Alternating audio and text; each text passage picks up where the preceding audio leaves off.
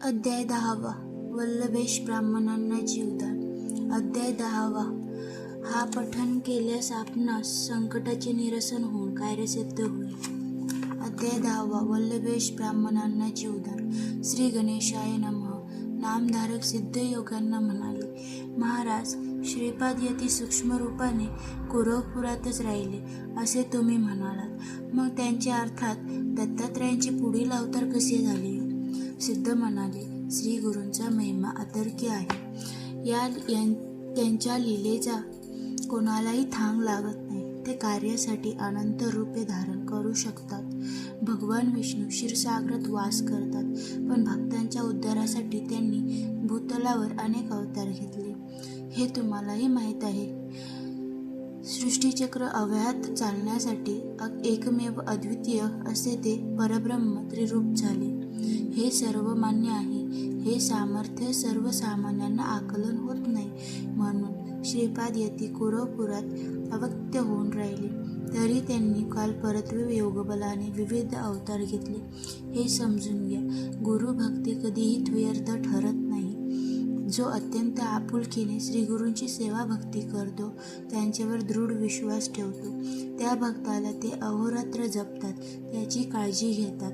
मी तुम्हाला याविषयीची एक कथा सांगतो, म्हणजे श्रीगुरूंची वत्सलता आणि ते कार्यासाठी कसे प्रकट होतात याची खात्री पटेल. वल्लभेश नावाचे एक काश्यप गोत्री ब्राह्मण होते. ते सुशील व सदाचारी होते. ते व्यापारधंदा करायचे, श्रीपादाची भक्ती करायचे आणि त्यांच्या दर्शनासाठी प्रत्येक वर्षी कुरवपुरास जायचे.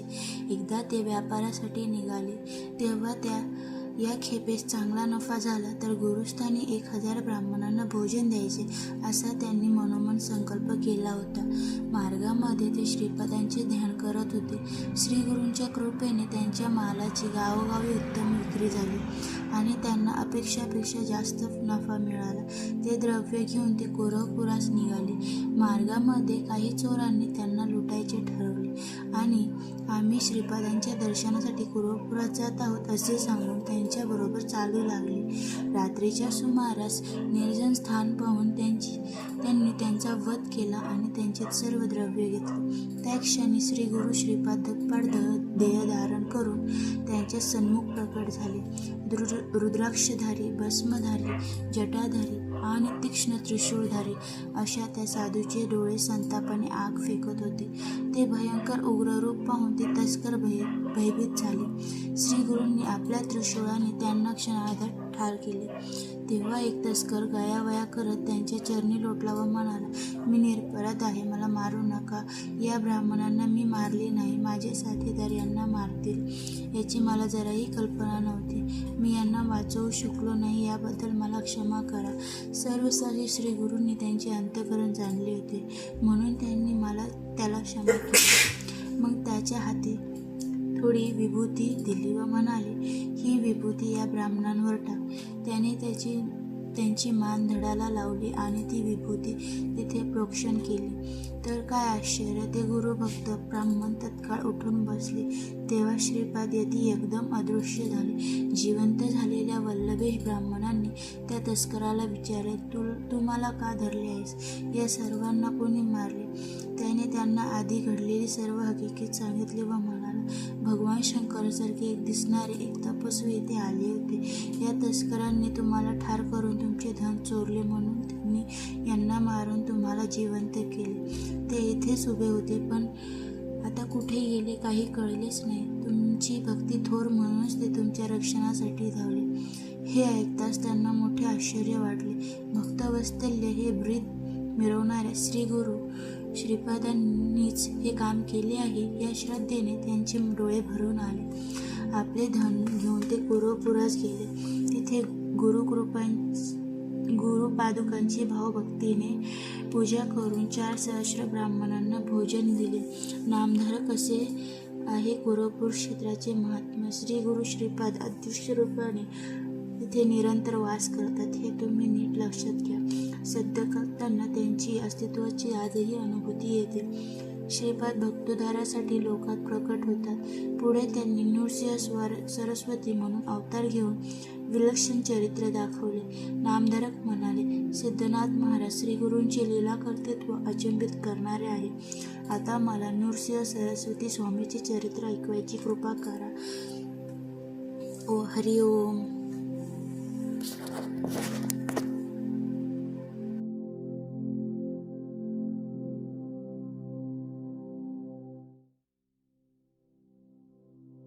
अध्याय 11 नरहरी जन्माख्यान.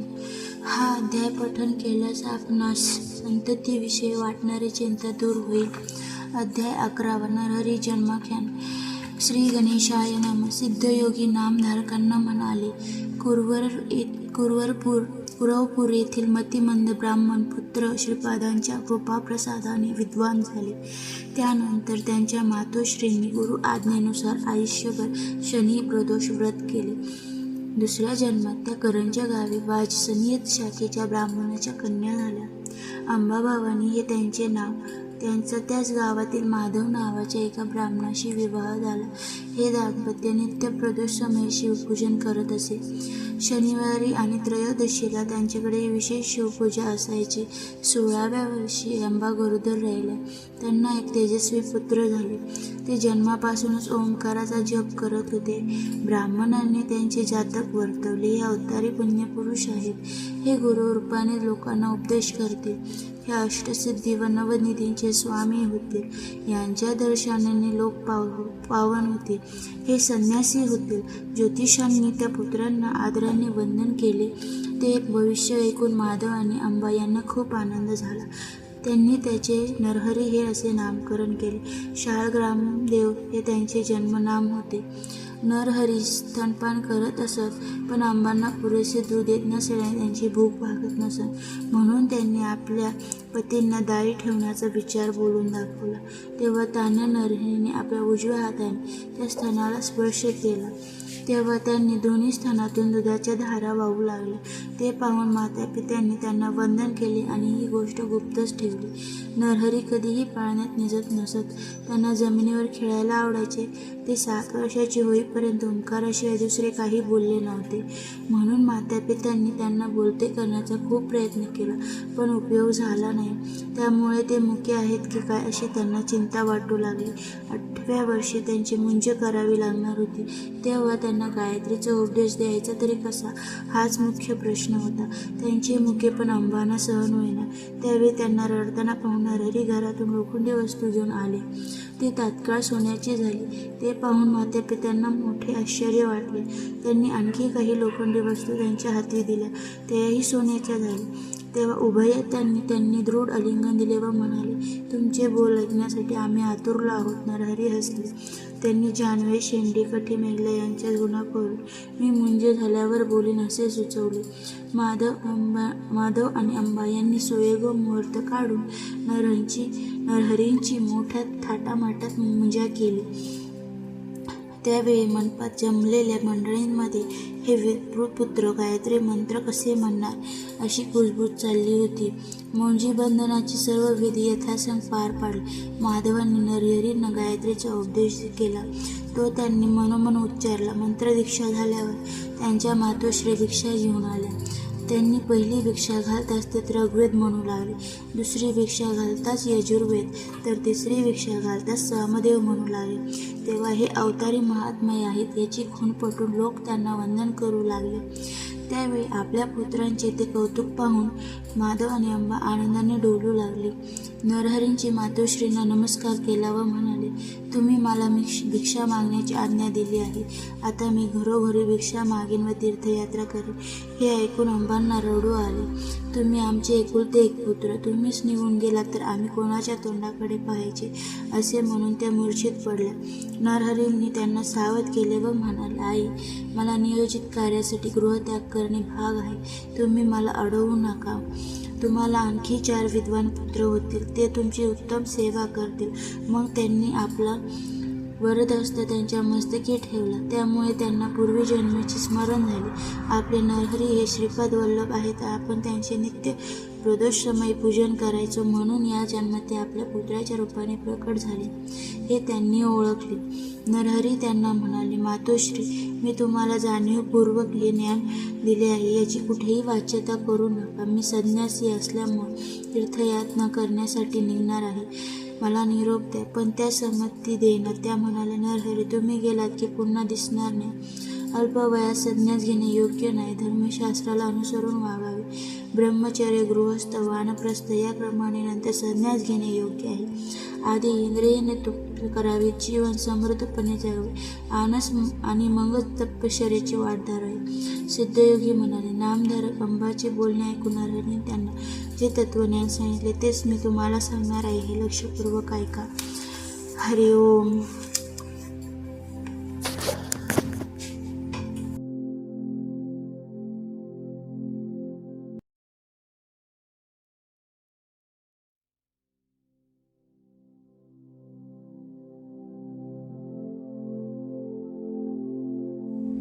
अध्याय 12. नरहरींचा गृहत्याग, काशी क्षेत्री संन्यास ग्रहण. हा अध्याय पठन केल्यास आपणास कर्तव्यपूर्तीसाठी केलेले प्रयत्न सफल होतील. अध्याय 12. नरहरींचा गृहत्याग, काशी क्षेत्री संन्यास ग्रहण. श्री गणेशाय नमः. सिद्धयोगी म्हणाले, नामधारक मातोश्रींनी नरहरींना संन्यास घेऊ नका असे सांगितले. तेव्हा ते म्हणाले, आई, तुम्ही मला थांबायला सांगता, पण आयुष्याचा काय भरोसा? देह अनित्य आहे, म्हणून जोपर्यंत हा क्षण भंगुर देह साथ देत आहे तोपर्यंत धर्माने वागून पुण्यकर्म करणे हे प्रत्येक मनुष्याचे आद्य कर्तव्य आहे. ज्याने मृत्यूला जिंकले आहे त्यानेच तुमचा उपदेश मानावा. सूर्य उगवतो आणि मावळतो त्याप्रमाणे आयुष्य क्षणोक्षणी संपून जात असते. मनुष्य अल्पायुष्य आहे, त्याच्या देहही स्थिर नाही. जन्म, यौवन, प्रौढत्व, वार्धक्य व मृत्यू या त्याच्या सतत बदलत जाणाऱ्या अवस्था आहेत. सागराकडे धावणारी नदी पर्वताकडे परतून जात नाही, त्याप्रमाणे सरलेले आयुष्य परत मिळत नाही. म्हणून आयुष्य किती मूल्यवान आहे हे ओळखून वेळीच सावध व्हावे आणि प्रत्येक दिवस पुण्यकर्माने सार्थकी लावावा. जे लोक जीवित्वाचे मोल जाणत नाही ते प्रपंचाला सर्वस्व मानतात. ते पशुच होत. पण ज्याला आत्मप्राप्ती अर्थात अमरत्व प्राप्त करायचे आहे त्याने अविलंब प्रयत्नरत व्हावे. वेळीच परमार्थ साधन करावे आणि स्वहित साधावे. मी तेच करणार आहे, म्हणून मला अडवू नका. नरहरींच्या मुखातील ते बोधवचने ऐकून त्यांचे माता पिता व उपस्थित लोक थक्क झाले. तेव्हा अंबा काकुळतीने म्हणाले, नरहरी, तुम्ही माझे कुलदैवत आहात आणि मला 4 पुत्र होतील असे वचन दिले आहे, म्हणून मला एक पुत्र होईपर्यंत थांबा आणि त्यानंतर जा. आता शब्द मोडून गेलात तर मी प्राणत्याग करेन. नरहरी म्हणाले, ठीक आहे, मी वर्षभर इथे राहतो. तुम्हाला 2 पुत्र होतील, मग मला आज्ञा द्या. 7 वर्षाच्या नरहरीचे चतुर्वेदांचे अगाध ज्ञान पाहून विद्वान पंडितही आश्चर्यमुग्ध होत असत.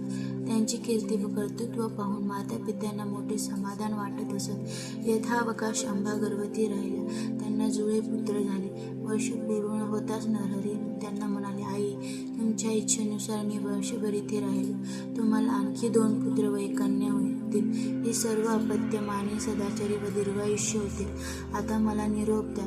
माधव आणि अंबांना वाईट वाटले. ते म्हणाले, नरहरी, आम्ही पुत्र म्हणून तुमच्यावर रागवलं असो, आमच्याकडून अन्य प्रमादही घडले असतील, पण त्याबद्दल आम्हाला क्षमा करा. तुम्ही अवतारी पुरुष असलात तरी आम्हाला तुमची चिंता वाटणारच, म्हणून आम्हाला दर्शन देत राहा. नरहरी म्हणाले, तुमची भावना मी जाणतो, म्हणून तुम्ही ज्या ज्या वेळी माझे स्मरण कराल त्या वेळी तुम्हाला भेटण्यासाठी येईल. तुम्ही सुखात आनंदात जगाल. मी तुम्हाला 30 वर्षांनी पुन्हा येऊन भेटेन. आता मला निरोप द्या. मी बद्रिकावनास जाणार आहे. नरहरी ग्राम सोडून निघाले तेव्हा अनेक लोक त्यांच्या दर्शनासाठी आले. माधव आणि अंबा त्यांना निरोप देण्यासाठी नगरवेशीपर्यंत गेले. नरहरींनी त्यांना श्रीपाद वल्लभ आणि दत्तात्रयाच्या रूपात दर्शन दिले तेव्हा दोघांनाही धन्य धन्य वाटले. नरहरी आणि आधी काशीला गेले. तिथे विश्वनाथांचे दर्शन घेऊन काही काळ राहिले. तिथे कृष्ण सरस्वती नामक एक वयोवृद्ध तपोवृद्ध यती होते. नरहरी ते महात्मा आहेत हे त्यांच्या लक्षात आले. ते काशीतील यतींना आणि विद्वजनांना म्हणाले, नरहरी लहान असले तरी पराकोटींचे ज्ञानी व महातपस्वी आहेत. जगाने वंदन करावे अशा योग्यतेचे आहेत. कलियुगात संन्यास धर्माचा लोप झाला आहे, त्यामुळे त्यांनी संन्यास दीक्षा घेतली तर संन्यास परंपरा उजळून निघेल. ते गुरुपदाचे अधिकारी आहेत, लोकांना अनुग्रह देण्यास समर्थ आहेत. ते लोकांना पावन करतील आणि पाखंडीची तोंडे बंद करतील. हा विचार सर्वांना पटला. मग काशीतील शास्त्री, पंडित, तपस्वी, यती यांनी नरहरींची भेट घेतली व म्हणाले, सध्या संन्यास घेणे हे निषिद्ध मानतात. लोक संन्यासावर टीका करतात. हे कुठेतरी थांबले पाहिजे. म्हणून तुम्ही संन्यास दीक्षा घेऊन या प्राचीन परंपरेचा उद्धार करा आणि संन्यासाश्रमास पुन्हा प्रतिष्ठा मिळवून द्या. त्यांची विनंती मान्य करून नरहरींनी कृष्ण सरस्वतीकडून विधिवत संन्यास दीक्षा घेतली. नरहरी सरस्वती झाले. ते ऐकून नामधारकांनी विचारले, नरहरी हे दत्ताचे अवतार आणि स्वतः जगद्गुरू असूनही त्यांनी गुरु का केले? कृष्ण सरस्वतींची गुरु परंपरा काय आहे? सिद्ध म्हणाले, श्रीकृष्ण जगचालक असूनही सांदीपनींना गुरु करून त्यांनी गुरुपदाचे व गुरुपरंपरेचे महाभेद ठेवले. नरहरींनीही तेच केले. त्यांच्या परंपरेचे मूळ गुरु शंकर, त्यांचे शिष्य विष्णू आणि त्यांचे शिष्य ब्रह्मदेव या क्रमाने वशिष्ठ, शक्ती, पराशर, व्यास, शुक्र, गौडपादाचार्य, गोविंदाचार्य, शंकराचार्य, विश्वरूपाचार्य, ज्ञानबोधगिरी, सिद्धगिरी, ईश्वरतीर्थ, नृसिंहतीर्थ, विद्यातीर्थ, शिवतीर्थ, भारतीतीर्थ, मलयांद, देवती सरस्वती, यादवेंद्र सरस्वती व कृष्ण सरस्वती अशी गुरुशिष्य परंपरा आहे. संन्यास घेतल्यानंतर श्री गुरु नृसिंह सरस्वतींनी काशीमध्ये ज्ञानदाचे महाकार्य केले. अनेकांनी त्यांचे शिष्यत्व पकडले, पण शिष्यासह तीर्थयात्रा करत ते प्रयागास गेले. तिथे माधव नामक ब्राह्मणाने त्यांच्याकडून संन्यास दीक्षा घेतली. हरि ओम.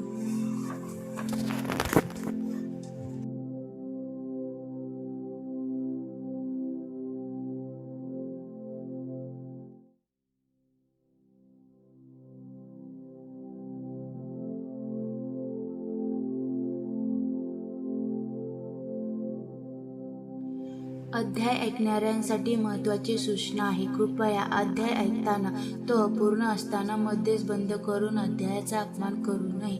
अध्याय संपूर्ण ऐकावा. अध्याय 13. श्री गुरूंच्या कृपेने विप्रवैराचा उदरशोध केला. हा अध्याय पठन केल्यास आपणास आरोग्य प्राप्ती होईल. पचनक्रियेच्या तक्रारी दूर होतील. अध्याय 13. श्री गुरूंच्या कृपेने विप्रवैराचा उदरशोध गेला. श्री गणेशाय नमः. सिद्ध म्हणाले, नामधारक, प्रयागातील वास्तव्यात श्री गुरु नृसिंह सरस्वतींनी एकूण 7 जणांना संन्यास दीक्षा दिली. माधव सरस्वती, बाळ सरस्वती, कृष्ण सरस्वती, उपेंद्र सरस्वती, सदानंद सरस्वती, ज्ञानज्योती सरस्वती आणि सिद्ध ही त्यांची नावे होय. त्यानंतर शिष्यासमवेत ते दक्षिण यात्रेस निघाले. फिरत ते आपल्या जन्मगावी करंजास आले. तिथे आपल्या आईवडिलांना व भावंडांना भेटले. त्यांनी घरोघरी जाऊन पूजेचा स्वीकार केला. माधव आणि अंबा यांनी त्यांना उद्धार करण्याची विनंती केली. तेव्हा ते म्हणाले, मी तुमचा पुत्र असून संन्यास घेतला आहे, म्हणून तुम्हाला मोक्ष मिळेल. तुम्ही काशी क्षेत्री देव ठेवाल. ते ऐकून उभयता कृत्य झाली. श्री गुरूंच्या रत्नाई नावाच्या भगिनी होत्या. त्यांनी संन्यास घेण्याची इच्छा व्यक्त केली. तेव्हा श्री गुरु म्हणाले, तुम्ही पतींची सेवा करा, संसार करा. तुम्हाला पूर्वजन्मीचे दूषित संचित कर्म अजून भोगायचे आहे. तुमचे पती तुमचा त्याग करून तापसी होतील. तुम्हाला कुष्ठ होईल. त्या रोग जर्जर अवस्थेत तुम्हाला माझे पुण्यचे दर्शन होईल.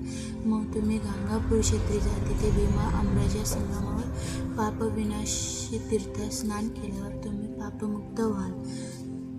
त्यानंतर श्री गुरु आपल्या शिष्यासह त्र्यंबकेश्वरास आले. त्यांनी आपल्या शिष्यांना त्या क्षेत्राचे महात्म्य सांगितले. म्हणाले, पूर्वी या ठिकाणी गौतमासह अनेक ऋषी तपश्चर्या करत होते. एकदा काही ऋषींच्या मनात गंगा भूलोकी आणल्यास लोकांचे कल्याण होईल असा विचार करून तेव्हा त्यांनी एक मायावी गाय निर्माण केली. ती गौतमांच्या शेतात शिरून शाळेचे पीक खाऊ लागली. तिला घालून देण्यासाठी गौतमाने दर्भाची एक काडी तिच्या दिशेने फिरकावली. अन्य ऋषींच्या मायाशक्तीने तिचे शस्त्रात रूपांतर झाले.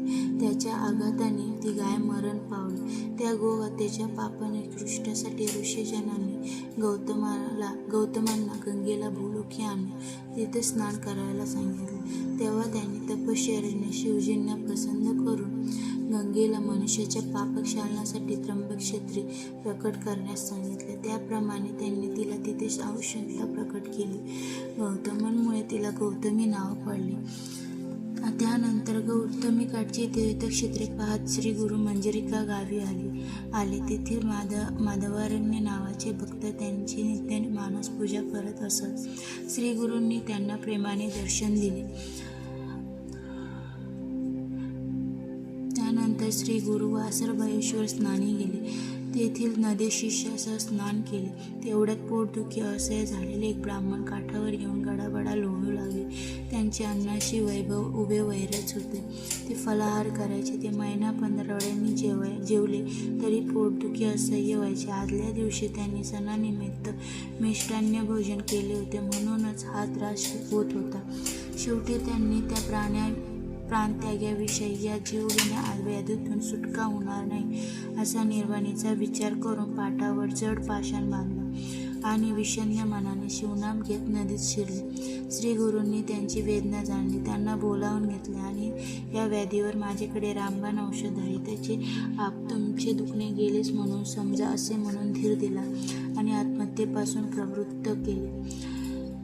यावेळी सायनदेव नावाचे एक ब्राह्मण ग्रामाधिकारी श्री गुरूंच्या दर्शनास आले. श्री गुरूंनी त्यांचे गोत्र, मूळ गाव आदी चौकशी केली व म्हणाले, सायदेव, हे ब्राह्मण पोटदुखीने आजारी आहेत. यांना तुमच्या घरी न्या व उडदाचे वडे, साजणे आणि दुग्ध मिश्रित पक्वानाचे उत्तम भोजन द्या. त्यावर ते म्हणाले, माझे घरच्यांनी खाऊन यांचा प्राण गेला तर मला नाहक ब्रह्महत्येचे पातक लागले. तेव्हा श्री गुरु म्हणाले, उगीच संशय घेऊ नका, सांगितल्याप्रमाणे करा. ते म्हणाले, स्वामी, या ब्राह्मणास समवेत तुम्ही सर्वांनी माझ्या घरी भोजन करून मला उपकृत करा. श्री गुरूंनी त्यांना संमती देताच ते आनंदाने घरी गेले. स्नान संध्याही नित्यक्रमे झाल्यावर श्री गुरु आता शिष्य व उदरशूर झालेल्या त्या ब्राह्मणांना घेऊन सायनदेवाच्या घरी गेले. सायदेव आणि त्यांच्या पत्नी जाखई यांनी त्यांची पूजा केली. श्री गुरूंनी त्यांना तुमच्या वंशात गुरुभक्तीची परंपरा निरंतर चालू राहील असा वर दिला. त्या दोघांनी सर्वांना आग्रहाने पोटभर खाऊ घातलं. श्री गुरूंच्या आज्ञेने ते व्याधीग्रस्त ब्राह्मणही मनसोक्त जेवले आणि त्यांच्या कृपाप्रसादाने पूर्णतः बरे झाले. नामधारक हा चमत्कार मी स्वतः पाहिला आहे. गुरुकृपेने जन्मांतरीचे दोष जातात, मग व्याधी कशी राहणार. हरिओम.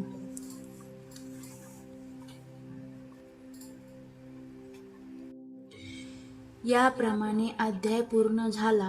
तरी आपणास हा व्हिडिओ आवडल्यास यास आपण लाईक व शेअर करा, चॅनलला सबस्क्राईब करा आणि कमेंट बॉक्समध्ये अवधूत चिंतन श्री गुरुदेव दत्त महाराज की जय असे लिहा.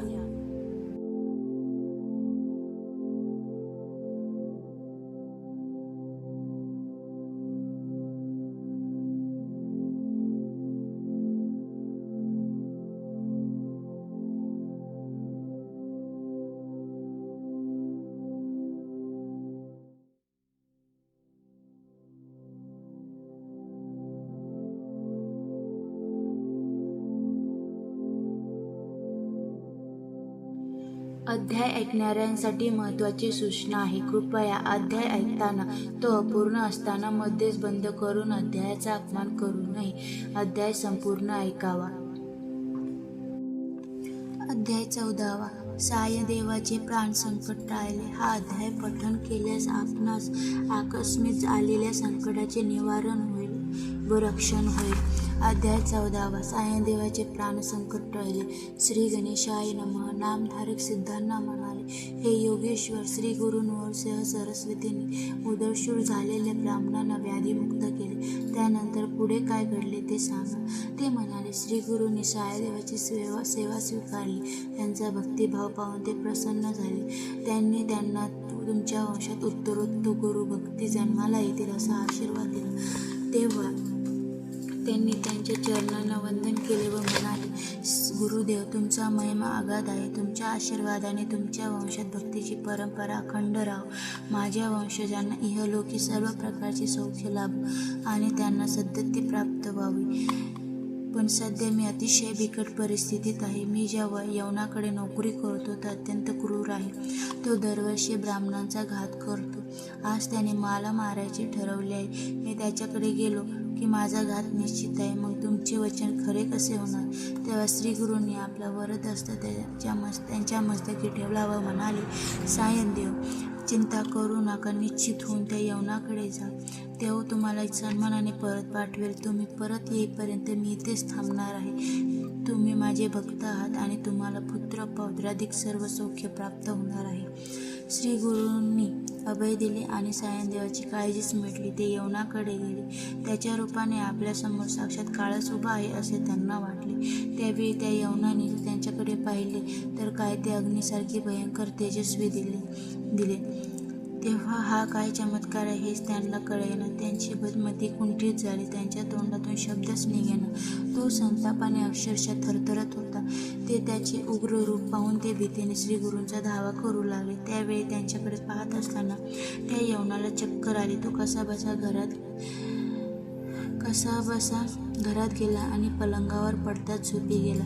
तेवढ्यात त्याला एक भयंकर स्वप्न पडले. त्यामध्ये एक तेजस्वी ब्राह्मण शस्त्राघात करून त्याच्या शरीराचे तुकडे तुकडे करत आहे असे दृश्य दिसले.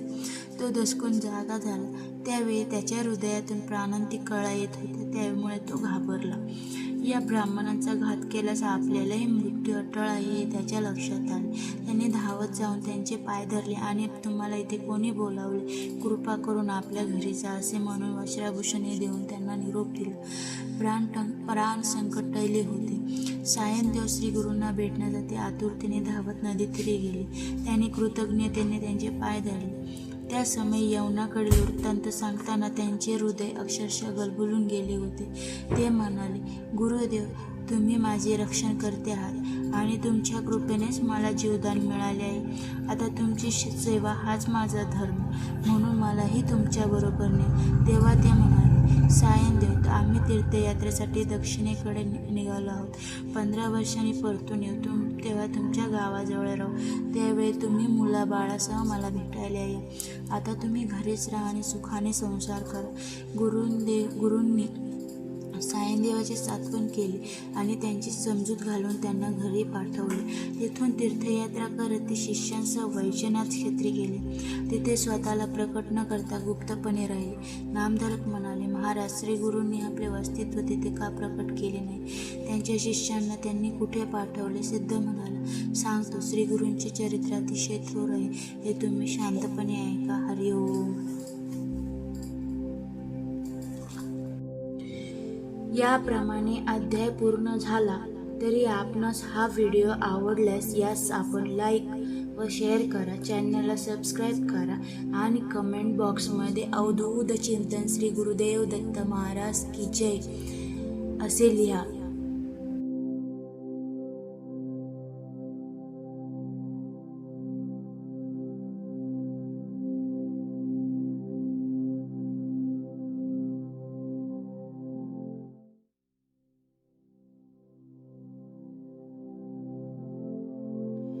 अध्याय ऐकणाऱ्यांसाठी महत्त्वाची सूचना आहे. कृपया अध्याय ऐकताना तो अपूर्ण असताना मध्येच बंद करून अध्यायाचा अपमान करू नये. अध्याय संपूर्ण ऐकावा. अध्याय 15. श्री गुरूंचे वैजनाथ क्षेत्री गुप्त वास्तव्य. हा अध्याय पठन केल्यास आपणास तीर्थक्षेत्रांची यात्रा घडेल व साधनेसाठी एकांत लाभेल. अध्याय 15. श्री गुरूंचे वैजनाथ क्षेत्री गुप्त वास्तव. श्री गणेशाय नमः. सिद्ध म्हणाले, नामधारक, तुम्ही खूपच चांगला प्रश्न विचारला आहे. आता मी काय सांगतो ते लक्षपूर्वक ऐका. पूर्वी परशुरामांनी समस्त पृथ्वी क्षत्रिय रहित केली. ते ब्राह्मणांना दान देऊन ते पश्चिम समुद्रावर गेले. पण त्यानेही ब्राह्मणांचे समाधान झाले नाही. ते अधिक जमीन मिळावी म्हणून त्यांच्यापाशी गेले. त्यांचा लोभ पाहून ते कंटाळले आणि त्यांचा त्रास टाळण्यासाठी सागरात असलेल्या एका बेटावर जाऊन राहिले. साधूंचे महात्म्य वाढले की साधू, असाधू, धूर्त, गौशे, नवशे, गौशे असे असंख्य लोक त्यांच्या दर्शनासाठी गर्दी करतात. त्या प्रत्येकाचे काही ना काही घराणे असतात. त्यांना त्या साधूंच्या कृपेने आपली अडचण दूर व्हावी असे वाटत असते. हे चक्र कधीही थांबत नाही. प्रश्न वरदान देण्याचा नसतो, तर त्यांच्यापैकी योग्य कोण अयोग्य कोण हे पाहणे गरजेचे असते. या सर्व गोष्टींमुळे साधूंना तपश्चर्येसाठी वेळ आणि एकांत मिळत नाही. श्री गुरु नृसिंह सरस्वतींना ही गोष्ट चांगली माहीत होती. म्हणूनच लोकांचा उपद्रव होऊ नये यासाठी ते वैजनाथ क्षत्रिय गुप्त रूपाने राहिले. त्यावेळी त्यांनी आपल्या शिष्यांनाही दूर ठेवले. त्या सर्वांना पाचारण करून ते म्हणाले, आता तुम्ही सर्वजण तीर्थयात्रेत जा आणि भारतभर भ्रमण करून नंतर श्रीशैल पर्वतावर या.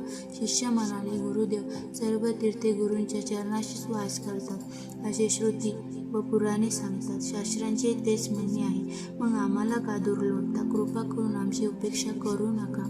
तेव्हा ते म्हणाले, तुम्ही संन्यासी आहात हे लक्षात घ्या. संन्याशांनी 5 दिवसांच्या वर एकाच ठिकाणी राहू नये असा संकेत आहे.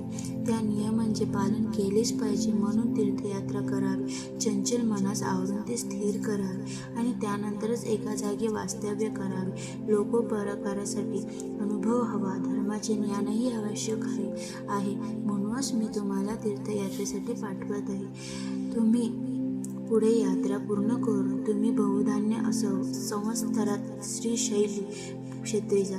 तिथे आमची भेट होईल. शिष्य म्हणाले, गुरुदेव, तुमची आज्ञा आम्हाला प्रमाण आहे. तर तुम्ही कोणकोणत्या तीर्थस्थानी जाऊन यावे याविषयी मार्गदर्शन करा. श्री गुरूंनी त्या शिष्यांना प्रथम काशी क्षेत्री जाण्यास सांगितले. तिथून गंगा, यमुना, सरस्वती, करुणा, कुशावर्ती, कृष्णा, वेणी, द्विवस्ता, शरावती, मरुद्रुद्धा, आस्किनी, मधुमती, सुरनदी, चंद्रभागा, रेवती, शरयू, गौतमी, वेदिका, कौशिका, मंदाकिनी, सहस्रवक्त्रा, पूर्णा, बहुधा, वरुणा, वैराचनी, सन्निहिता, नर्मदा, गोदावरी, तुंगभद्रा, भीमा, अमरजा, पाताळगंगा, कावेरी, ताम्रपर्णी, कृतमाला, पंचगंगा, मलयप्रभा, श्वेतशृंगी या नद्यांच्या तटात यात्रा कराव्यात. म्हणजे अनेक तीर्थाचे दर्शन घेता येईल असे सांगितले. नदीमध्ये स्नान करावे, आजूबाजूची गावे आणि परिसर पाहावा. प्रत्येक ठिकाणी कृच्छ्र व्रत, एक प्रकारचे प्रायश्चित करावे आणि मग त्रिवेणी संगमावर स्नान व तप करावे असे सांगितले. मग त्यांनी दिवसा नद्यांचे पाणी मलिन असते, कोणत्या काळात नदीमध्ये स्नान करू नये, नदी स्नानासाठी योग्य आहे की नाही हे कोणत्या लक्षणाने ओळखावे तेही सांगितले. त्यांनी आपल्या शिष्यांना नैमिष अरण्य, पुष्कर, बद्री, केदार, कुरुक्षेत्र, महालय, सेतुबंध, रामेश्वर, मातृकेश्वर, कोटी, कुब्ज, कोखामुखी, प्रसाद, विजय, जगन्नाथपुरी, गोकर्ण, शंखकर्ण, अयोध्या, मथुरा, द्वारका, गया, शाळीग्राम, शबलग्राम, भीमेश्वर, कुशतपर्ण, रामेश्वर, पद्मनाभ, श्रीरंग, कुंभकोण, हरेश्वर, गाणगापूर, नृसिंहतीर्थ, चंद्रकुंड, कोल्हापूर, भिल्लवडी, अमरापूर, युगालय, शुक्रालय, पिठापूर, शेषाद्री, मणिगिरी, वृषभाद्री, श्रीशैल व मल्लिकार्जुन असे अनेक तीर्थस्नानाची माहिती सांगून तिथे जाण्याची आज्ञा केली. श्री गुरूंचा निरोप घेऊन ते यात्रेसाठी गेले. त्यानंतर श्री गुरूंनी वैजनाथ येथेच गुप्तपणे निवास केला. हरिओम. याप्रमाणे अध्याय पूर्ण झाला. तरी आपणास हा व्हिडिओ आवडल्यास यास आपण लाईक व शेअर करा, चॅनलला सबस्क्राईब करा आणि कमेंट बॉक्समध्ये अवधूत चिंतन श्री गुरुदेव दत्त महाराज की जय असे लिहा.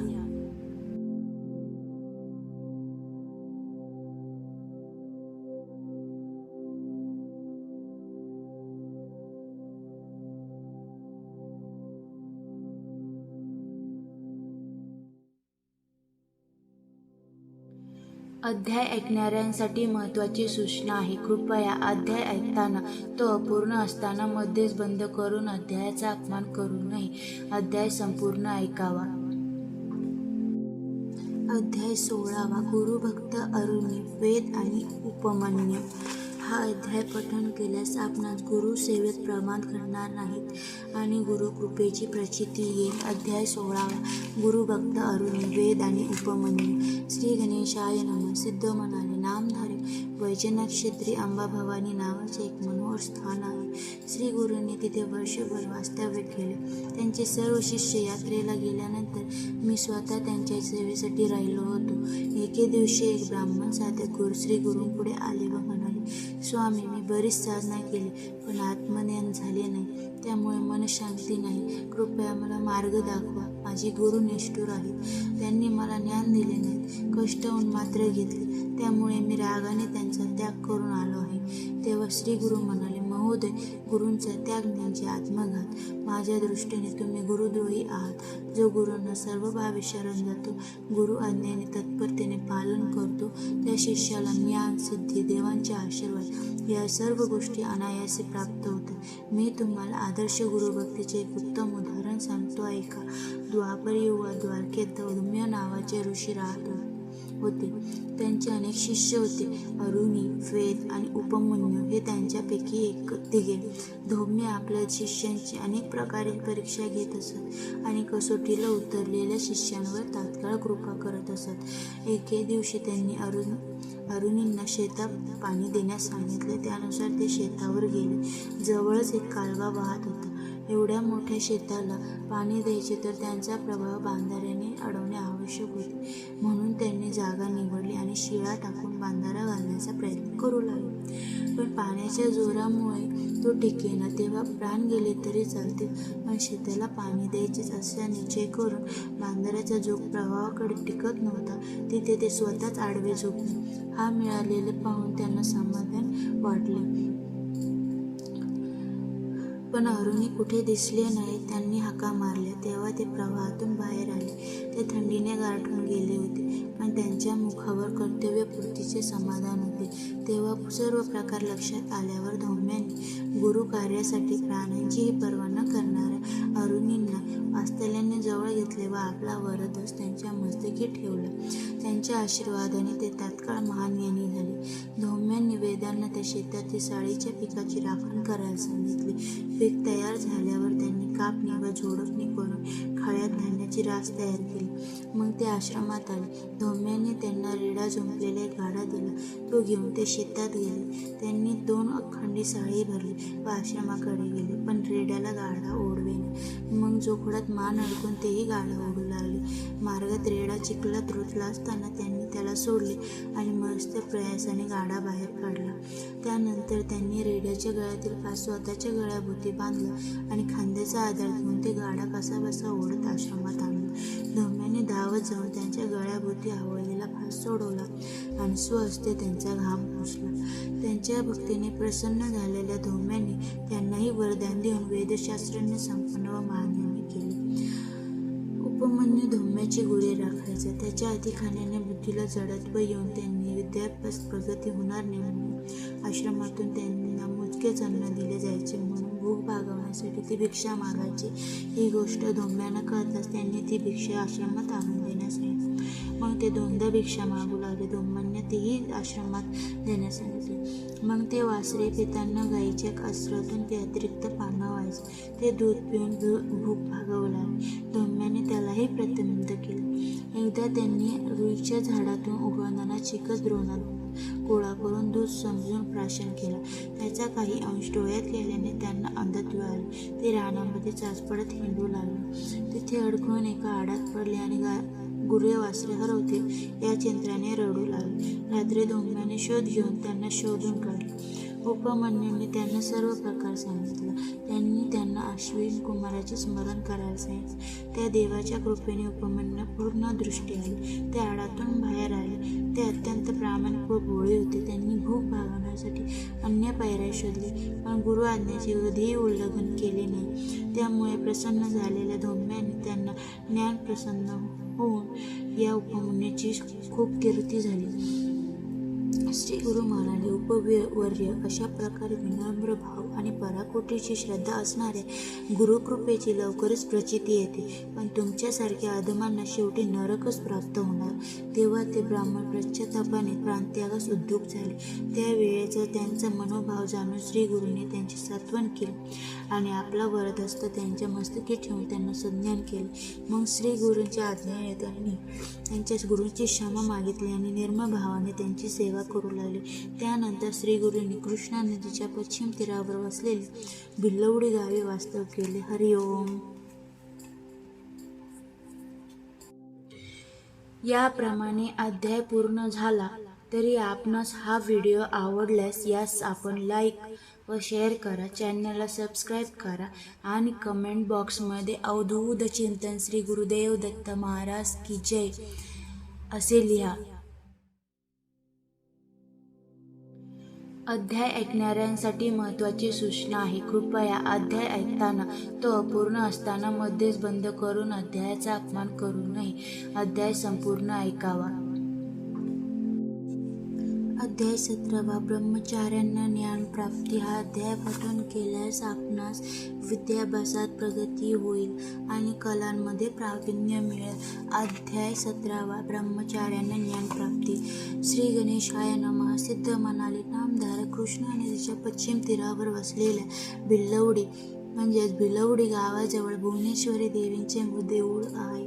ते एक प्राचीन सिद्धस्थान आहे. तिथे असलेल्या औदुंबरापाशी श्री गुरूंनी वास्तव्य केले. बहुत काळ ते गुप्त रूपानेच वावरले. ते सामान्य तपस्व्याप्रमाणे स्नान संध्या करीत असत, जप तप व्रते करत असत आणि गावात हिंडून भिक्षा मागत असत. चतुर्मासाचे सर्व दिवस त्यांनी अनुष्ठानातच घालवले. ते ऐकून नामधारक म्हणाले, महाराज, श्री गुरु सरस्वती हे तर परमात्मा स्वरूपात प्राप्त करून सिद्ध होते, तरीही त्यांनी अनुष्ठाने केली, भिक्षा मागितली, असे त्यांनी का केले? सिद्ध म्हणाले, ज्ञानप्राप्ती झाली तरी तपश्चर्या सोडू नये. समाजात मान्यवर लोक जसे आचरण करतात त्याचेच सामान्य लोक अनुसरण करत असतात, हे तुम्ही लक्षात घ्या. आता भिक्षेविषयी सांगायचे तर ही एक पवित्र वृत्ती आहे. संन्याशांनी परिग्रह संचय न करणे, भिक्षेवरच उदरनिर्वाह करणे आणि सर्व काळ साधनात मग्न राहणे हाच त्या आश्रमाचा धर्म आहे. दत्तात्रेय व शंकर हेही भिक्षा मागतात. त्याचे हेच कारण आहे. भिक्षेसाठी हिंडताना निजकृपेने भक्तांचा अधीनार्थाचा उद्धार करणे हाच मुख्य उद्देश असतो. श्रीगुरूंनी भिलवडीमध्ये गुप्तपणे राहत असले तरी त्यांची सत्कीर्ती व्हायची ती झालीच. त्यांचे महात्मा लोकांमध्ये कसे प्रकट झाले ते ऐका. कोल्हापुरात एक वेदशास्त्र संपन्न ऋग्वेदी ब्राह्मण राहत होते. त्यांना विद्वजनांमध्ये फार मान होता, पण त्यांचे पुत्र बुद्धिहीन व मूर्ख होते. त्यांचे माता पिता ते लहान असतानाच वारले असल्याने त्यांच्या आत्मनीच त्यांचे पालन पोषण केले व कुलाचाराला अनुसरून 7व्या वर्षी त्यांची मुंजा करून त्यांना शिक्षणासाठी अध्यापकांकडे पाठवले. पण त्यांची विद्याभ्यासात प्रगती झाली नाही. शिकवलेले काही त्यांच्या लक्षात राहत नसत. ब्राह्मणांना विद्या यायलाच हवी, त्याविषयी त्यांचा उदरनिर्वाह कसा होणार या मंदपणापुढे लोक त्यांना अडाणी म्हणून हिणवायचे.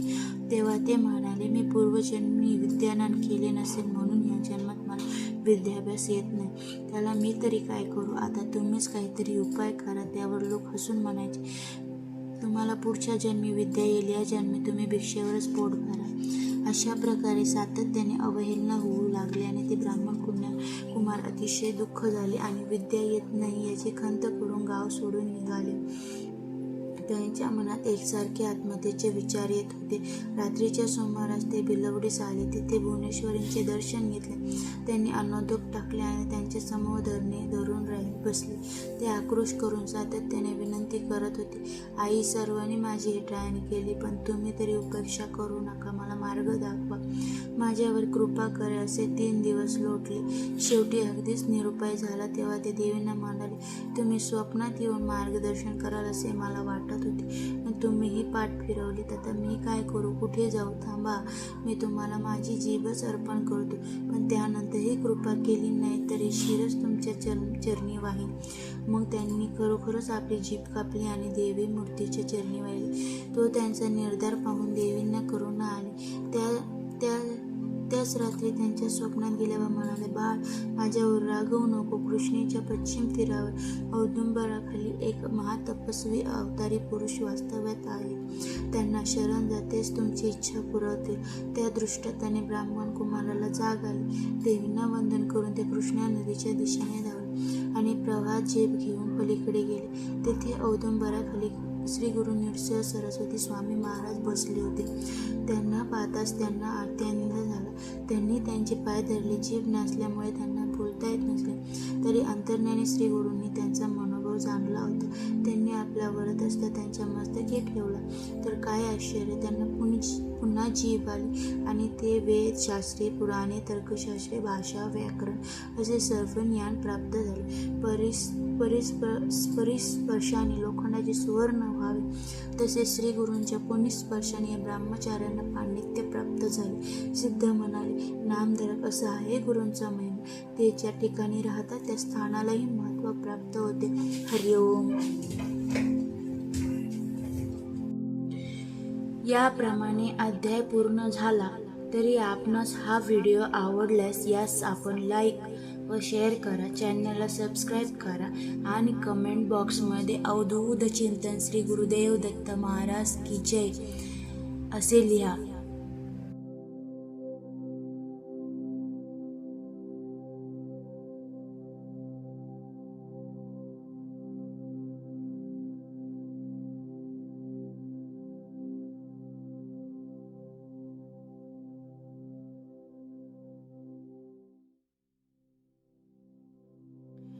अध्याय ऐकणाऱ्यांसाठी महत्त्वाची सूचना आहे. कृपया अध्याय ऐकताना तो अपूर्ण असताना मध्येच बंद करून अध्यायाचा अपमान करू नये.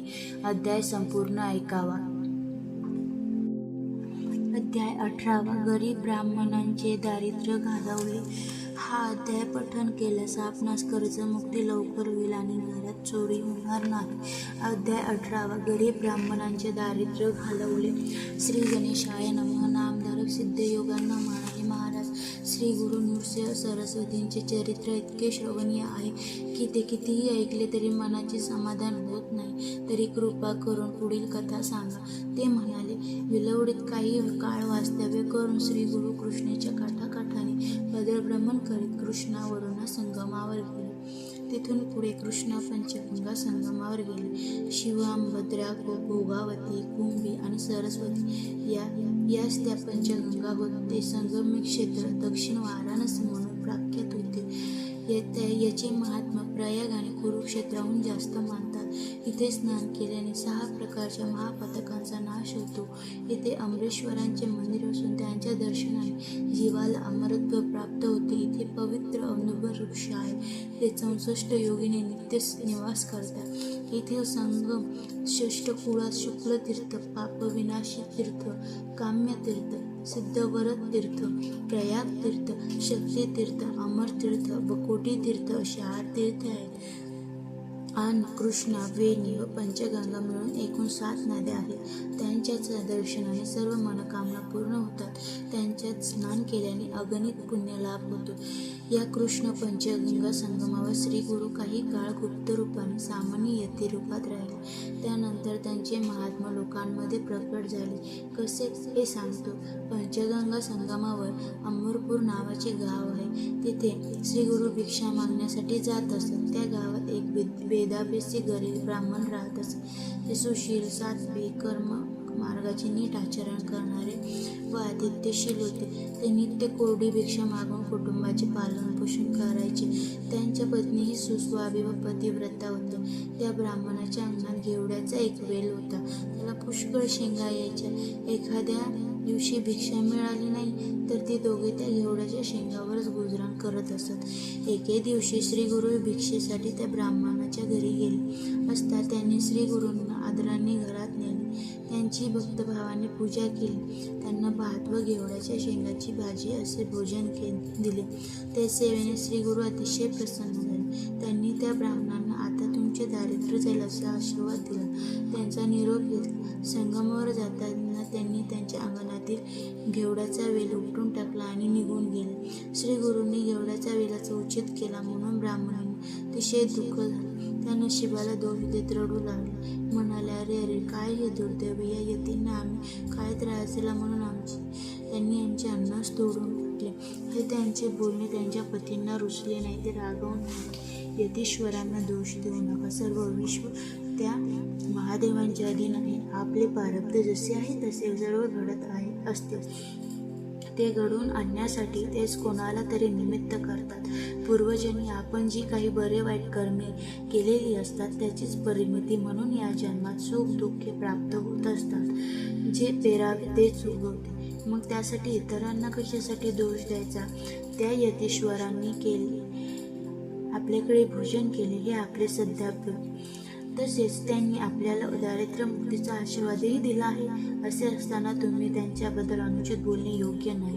त्यानंतर त्या ब्राह्मणांनी तो सर्व वेल एकत्र करून नदीच्या पात्रात टाकला. त्या वेलाचे मूळ खूप खोलवर गेले होते. ते तरी कशाला ठेवायचे म्हणून ते जमीन खाणू लागले. त्यांनी त्या वेलाचे मूळच उपटून काढले. तेव्हा त्या खाली एक कुंभ सापडला. त्यांनी ते घरात नेला आणि त्याच्या तोंडावरची वेळणी सोडली तर काय आश्चर्य!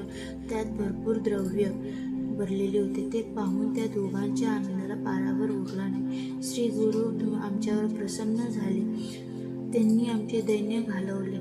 ते ईश्वरी अवतार आहेत असे म्हणून ती दोघे यतीश्वरांचा जय जयकार करू लागले. त्यानंतर ते दाम्पत्य संगमावर गेले. त्यांनी श्री गुरूंना कृतज्ञतेने वंदन केले आणि त्यांची पूजा करून घडलेला सर्व प्रकार सांगितला. तेव्हा ते म्हणाले, या घटनेची कुठलीही वाच्यता करू नका. जर बोलला तर आलेली लक्ष्मी निघून जाईल. माझ्याबद्दल काही सांगू नका. तुमच्या वंशात लक्ष्मी अखंड नांदेल. हे ऐकून ते दाम्पत्य धन्य झाले. श्री गुरूंचा निरोप घेऊन ते घरी परतले. नामधारक ज्याच्यावर गुरुकृपा होती त्याच्या घरी दैन्य राहतच नाही. म्हणून ज्याचे दैव चांगले नाही त्यांना श्री गुरूंना शरण जाऊन त्यांची भक्ती करावी. गुरुकृपाने इहर परलोकी सौख्य प्राप्त होते. भक्तांचे कल्याण होते. हरिओम. याप्रमाणे अध्याय पूर्ण झाला. तरी आपणास हा व्हिडिओ आवडल्यास यास आपण लाईक व शेअर करा. चॅनलला सबस्क्राईब करा आणि कमेंट बॉक्समध्ये अवधूत चिंतन श्री गुरुदेव दत्त महाराज की जय असे लिहा.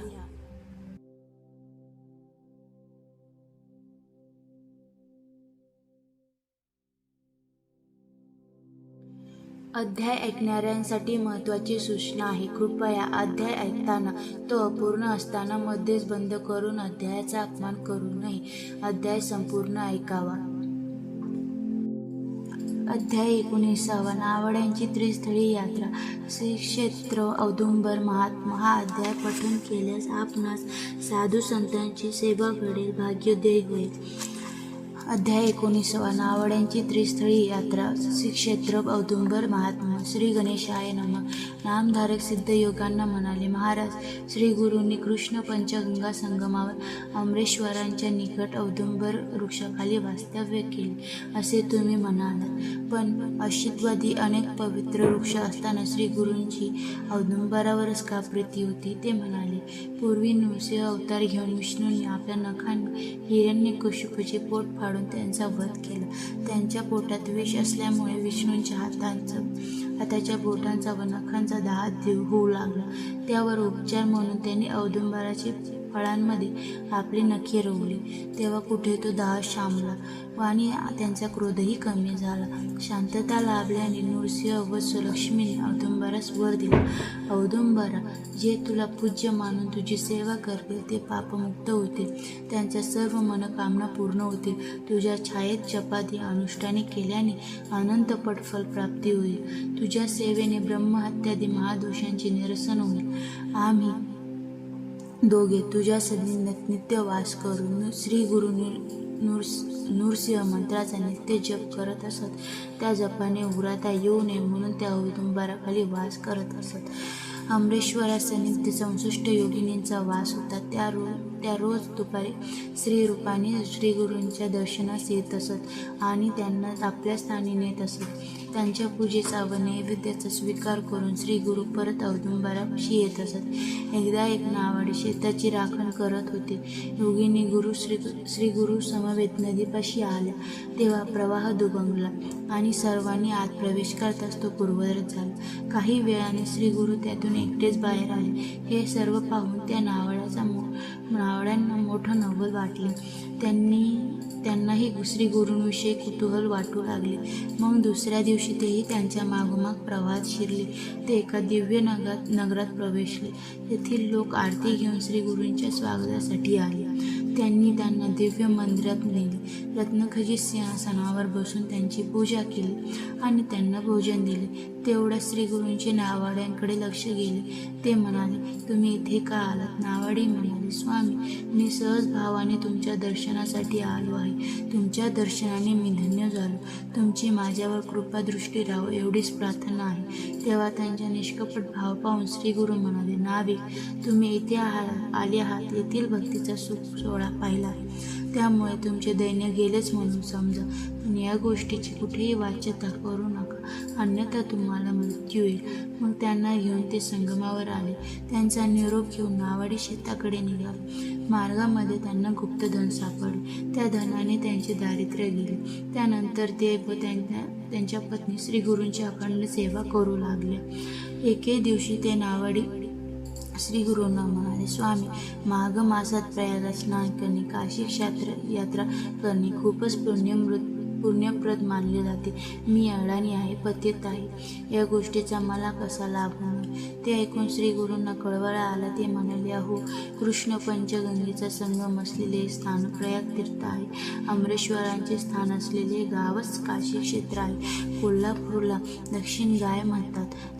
ज्यांना उत्तरेकडील काशी, गया, प्रयाग क्षेत्री जाता येत नाही त्यांनी या त्रिस्थळांची यात्रा करावी. पण तुम्हाला ती क्षेत्रे प्रत्यक्ष पाहायची आहेत ना? मग चला माझ्याबरोबर.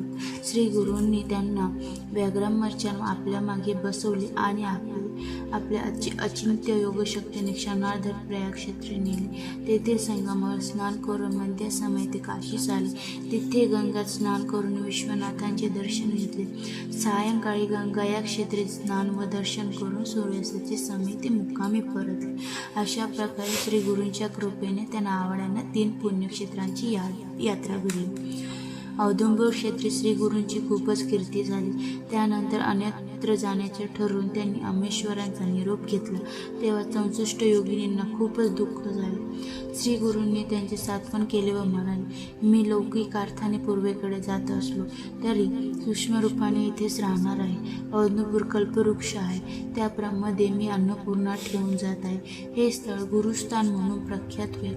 जे भक्त माझ्या पादुकांची व या औदुंबराची सेवा करतील त्यांना तुम्ही सहाय्य करा. त्या भक्ताचे सर्व इष्ट मनोरथ पूर्ण होतील. येथील अन्नपूर्णा देवीची आराधना केल्याने 4ही पुरुषार्थ प्राप्त होतील. इथे चंद्रग्रहण, सूर्यग्रहण, संक्रांत, सोमवती, अमावस्या आणि व्यतिपादादी प्रवण्यकाळी स्नान केल्याने स्वर्गातील मंदाकिनीच्या तीरी ब्राह्मणांना सहस्र सालंकृत कपिला गायींचे दान केल्याने चे पुण्य मिळेल. इथे औदुंबराखाली जप, होम, मानस पूजा, रुद्रपाठ, ब्राह्मण भोजन व प्रदक्षिणा केल्याने कोटीपट पुण्यफळ मिळेल. श्री गुरूंनी योगिनींना औदुंबर क्षेत्राचे महात्म्य सांगितले आणि ते भीमातीरी वसलेल्या गाणगापुरास गेले. हरिओम. याप्रमाणे अध्याय पूर्ण झाला. तरी आपणास हा व्हिडिओ आवडल्यास यास आपण लाईक व शेअर करा, चॅनलला सबस्क्राईब करा आणि कमेंट बॉक्समध्ये अवधूत चिंतन श्री गुरुदेव दत्त महाराज की जय असे लिहा. अध्याय ऐकणाऱ्यांसाठी महत्त्वाची सूचना आहे. कृपया अध्याय ऐकताना तो अपूर्ण असताना मध्येच बंद करून अध्यायाचा अपमान करू नये. अध्याय संपूर्ण ऐकावा. अध्याय 20. ब्राह्मणींची ब्रह्मसंबंध बाधा दूर केली. हा अध्याय पठण केल्यास आपणा संततीवरचे गडांतर टळेल. अध्याय 20. ब्राह्मणींची ब्रह्मसंबंध बाधा दूर केली. श्री गणेशाय नमः. सिद्ध नामधारकांना म्हणाले, श्री गुरु औदुंबर क्षत्रिय आहेत अशी ज्यांची दृढ श्रद्धा आहे त्या भक्तांना त्यांच्या कृपेची अनुभूती येतेच. त्याविषयीची एक कथा सांगतो ऐका. शिरोळ गावी गंगाधर नामक एक विद्यापिसी ब्राह्मण राहत असे. त्यांचे सुशील पत्नींना 5 पुत्र झाले, पण त्यापैकी एकही जगला नाही. संतती जगण्यासाठी त्यांनी अनेक उपाय केले, पण उपयोग झाले नाही. म्हणून त्या दुःखी दाम्पत्याने गावातील ज्ञानी ब्राह्मणांना विचारले असता ते गंगाधरच्या पत्नींना म्हणाले, पूर्वी जन्मी तुम्ही शौनक गोत्राच्या एका ब्राह्मणांकडून तृण घेतले होते, पण ते परत केले नाही. त्यामुळे त्यांनी निराशेने आत्महत्या केली. ते ब्राह्मण पिशाच झाले असून तेच तुमचे गर्भपात करत आहेत. ते ऐकून त्या ब्राह्मणींनी शोकाकुल झाल्या. त्यांनी ब्राह्मणांचे पाय धरले व म्हणाले, माझ्या पूर्वदृष्टिकेमुळे मी माझ्या सुखाला मुकले आहे, तर तुम्हीच काहीतरी मार्ग दाखवा. त्यावर ते म्हणाले, कन्या, तुम्ही ब्रह्मद्रव्याचा उपहार व ब्रह्महत्या असे दुहेरी पातक केले आहे. तो दोष घालवण्यासाठी औदुंबर क्षेत्री जा. तिथे राहून श्री गुरु चरणांची आराधना कर. ते पवित्र गुरुपीठ आहे. तेथील पापविनाशी तीर्थात स्नान करून तुम्ही औदुंबराला पाणी घाला. असे 7 वेळा करून श्री गुरूंच्या चरणावर जलाभिषेक करा. नंतर काम्यतीर्थात स्नान करून गुरुचरणाची नित्य भक्तभावाने पूजा करा. अशा प्रकारे महिनाभर आराधना केल्यावर श्री गुरु निर्सुळ सरितेच्या कृपाप्रसादाने तुम्ही पापमुक्त व्हाल. ब्रह्मसंबंधाची बाधा टळेल व तुमचे कार्य होईल. त्या विप्रांच्या आदेशानुसार त्या ब्राह्मणी औदुंबर क्षेत्री गेल्या. तिथे राहून स्नान, उपोषण, औदुंबराला पाणी घालणे, प्रदक्षिणा घालणे आणि श्री गुरुचरणांची पूजा करणे याप्रमाणे आराधना करू लागल्या. 3ऱ्या दिवशी रात्री त्या ब्राह्मणी निद्रेत असताना गातजन्मी आत्महत्या केलेले ते ब्राह्मण त्यांच्या स्वप्नात आले व क्रोधाने ओरडून म्हणाले, तुम्ही माझे 100 रुपये द्या, नाहीतर मी तुमचा जीव घेईन. तुमचा वंश वाढून देणार नाही. या आराधनेने तुम्हाला काहीच साधना होणार नाही. अशा प्रकारे धमकावून ते त्यांना मारण्यासाठी धावले. तेव्हा घाबरलेल्या ब्राह्मणांनी मार चुकवण्यासाठी औदुंबरा आड गेला. तिथे श्री गुरूंना पाहून त्यांच्या मागे लपला. श्री गुरूंनी त्या ब्राह्मणांना विचारले, तुम्ही यांना का मारत आहात? ते म्हणाले, यांनी माझ्या द्रव्याचा अपहार केला आहे, म्हणून यांची बाजू घेऊन माझ्याशी पक्षपात करू नका. ते उर्मट भाषण ऐकून श्री गुरु संतापले.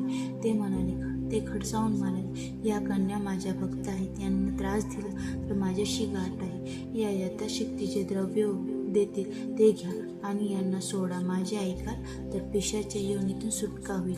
तुम्हाला सद्गती मिळेल. ऐकले नाही तर माझ्या भक्ताचे रक्षण करण्यास मी समर्थ आहे, हे लक्षात ठेवा. हे ऐकून